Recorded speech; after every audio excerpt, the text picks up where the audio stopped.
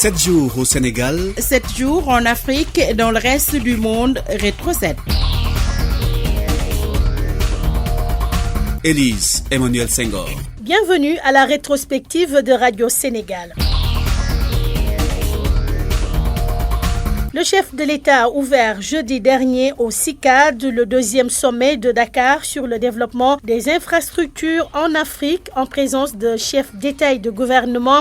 Macky Sall a mis l'accent sur le déficit infrastructurel du continent selon le président en exercice de l'Union africaine pour qui l'infrastructure est le nerf du développement. Les projets de l'Afrique sont mal financés ou sous-financés, non sans compter les délais de remboursement très courts. Voici le président Macky Sall. Une semaine après la deuxième conférence internationale de Dakar sur l'agriculture, le Sénégal se réjouit d'accueillir ce second sommet sur le financement des infrastructures en Afrique. On ne dira jamais assez que l'infrastructure est le nerf du développement. Il est également le fil conducteur de l'intégration parce que c'est elle, l'infrastructure, qui soutient l'activité économique et assure la mobilité indispensable au processus de développement. Or, en Afrique, notre déficit d'infrastructure ou notre déficit en infrastructure physique et numérique reste encore très élevé. Ainsi, malgré la disponibilité d'abondantes sources d'énergie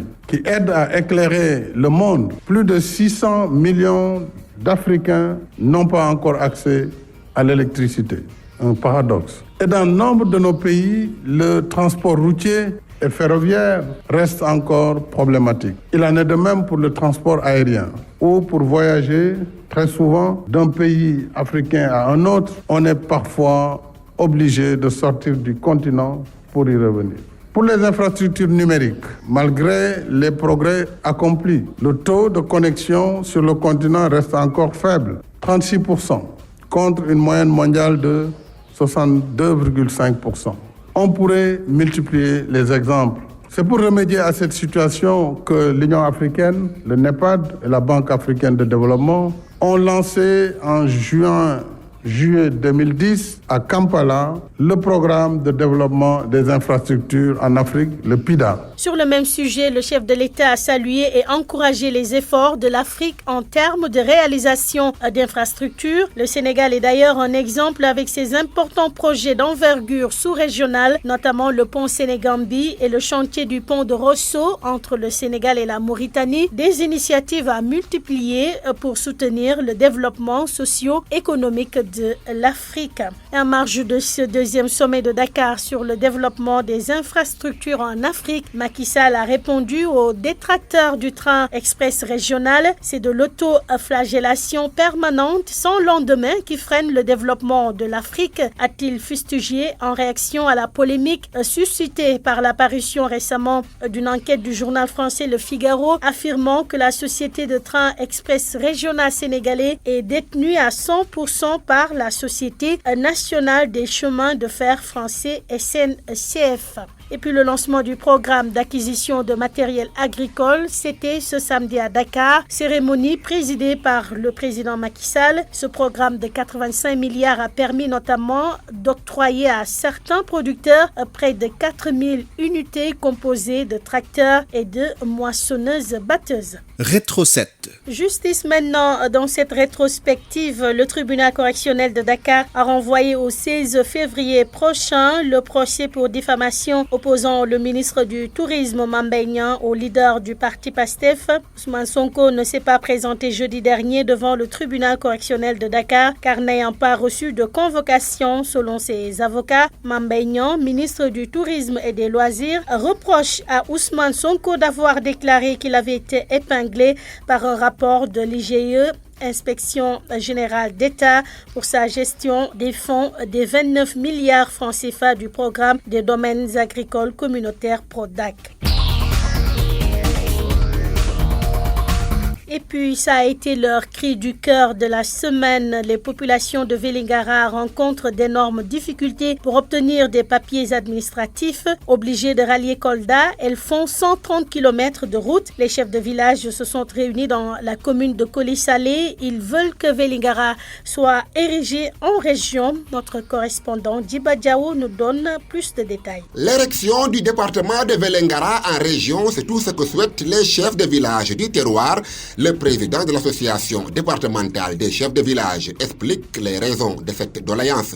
Elhadj Alioune Badara Baldé. Vélingara et Kolda est à 127 km. Sur le plan état civil, plusieurs documents qu'on doit chercher au niveau de la région. Les déplacements là sont extrêmement difficiles. Il y a des gens, par exemple, qui habitent dans la commune de Parumba, ou bien la commune de Pakour, ou bien la commune de Wassadou. Pour rallier le chef-lieu de région, ils sont obligés de faire plus de 300 km aller-retour. Donc sur tous ces plans-là, nous sollicitons vraiment que l'administration soit rapprochée des administrés. Les aspects démographiques et géographiques justifient également cette demande, selon le major Aliou Baldé. Le département de Vélingara compte une population de 374 000 habitants, avec une superficie de 574 km². Sur le plan élevage, nous avons le plus grand cheptel de la région de Kolda. Vraiment, nous sollicitons et nous voulons et nous demandons vraiment que le département de Vélingara soit érigé en région. Les chefs de village de louer également les efforts du chef de l'État à leur endroit. Tous les chefs de village que vous avez vus ici, chacun a un drapeau chez lui. Donc c'est des gens qui sont derrière le projet de l'État. Chaque chef de village que tu vois ici a perçu à peu près pas moins de 750 000. Donc ça, c'est avec l'avènement du président Macky Sall que nous avons eu ces avantages-là. La prochaine étape, c'est de rencontrer tous les maires du département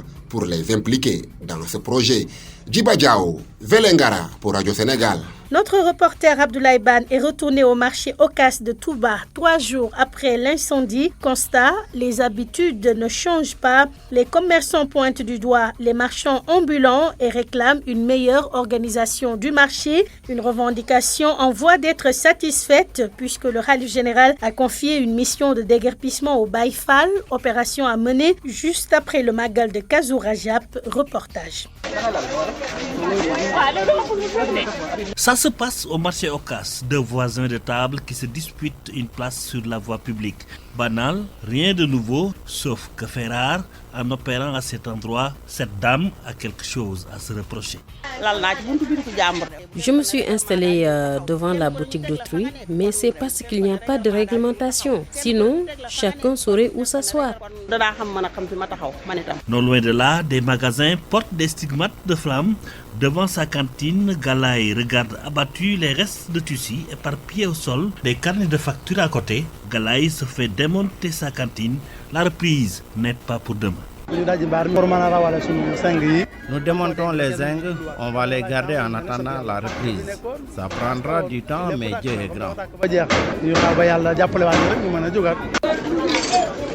Sur l'enceinte de sa cantine totalement réduite en cendres, ce jeune homme est en train de ramasser les débris, aidé en cela par ses voisins, parmi lesquels Moustapha. Pour le cinquantenaire, 72 heures après l'incendie, rien n'a changé au marché Ocas. C'est le même scénario, parce qu'il n'y a pas d'organisation. Principal problème, je le vois central. Face à la presse, le lendemain de l'incendie, les commerçants se plaignaient du désordre au marché Ocas et réclamaient son organisation. Leur revendication a eu un écho favorable auprès du khalife. Marchands ambulants et autres tabliers qui occupent la voie doivent déguerpir juste après le Magal de Kazu Rajab. Le khalife a confié l'opération de désencombrement au Baye Fall. Abdoulaye Ban, Touba, RTS.